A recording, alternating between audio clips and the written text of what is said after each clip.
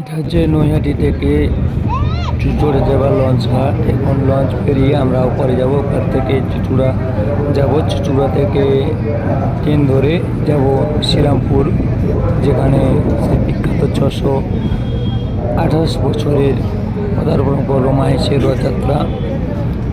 এখন আমরা লঞ্চ ঘাটে আছি, অপরূপ সুন্দর। এখন বাজে দুপুর দুপুরে অপরূপ গঙ্গাবক্ষে আমরা যাচ্ছি নৈহাটি থেকে চুচুড়া গ্রামে লঞ্চে।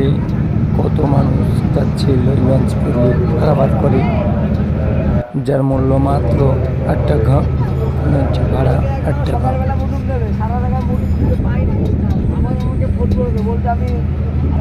কি হয়েছে, যে এক্সিডেন্টের গলাটা কি হয়েছে?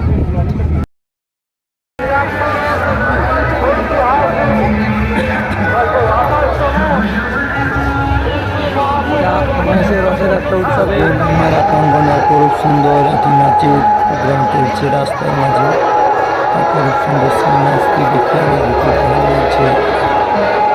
দেখুন খুব সুন্দর। আস্তে আস্তে আমরা সেই রথের দিকে যাবো, যে সেই 100।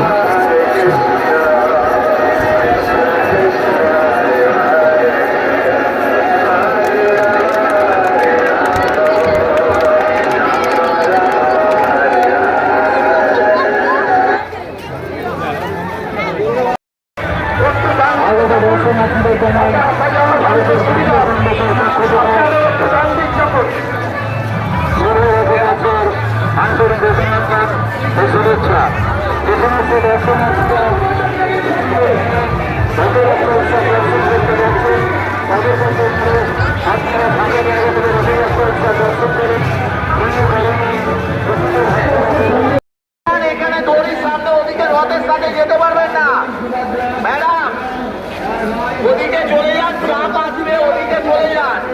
আপনারা অহেতুক রথের সাথে যেতে পারবেন না। আপনারা এই দিকের গলি আছে, গলি দিয়ে চলে যান। আপনারা কেন নিজের বিপদ ডেকে আনছেন? আপনারা এইটা দিয়ে পেছনের গলি দিয়ে বেরিয়ে যান।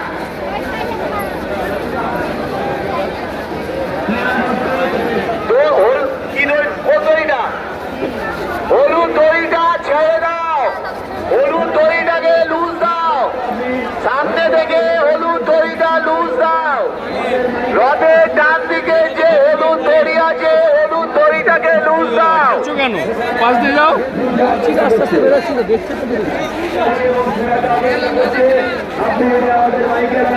আউটার দড়িটাকে লুজ দাও। রথের ডান দিকে আউটার দড়ি। হ্যালো,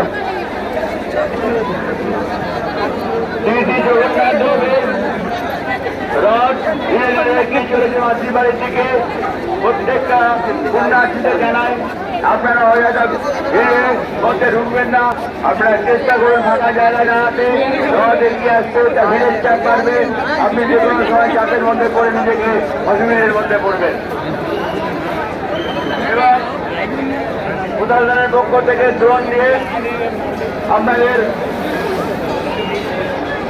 দেখা হচ্ছে, আপনারা অযথা ভিড়ের মধ্যে ঢুকবার চেষ্টা করবেন না এবং সুস্থভাবে সুন্দরভাবে রথযাত্রা দেখুন।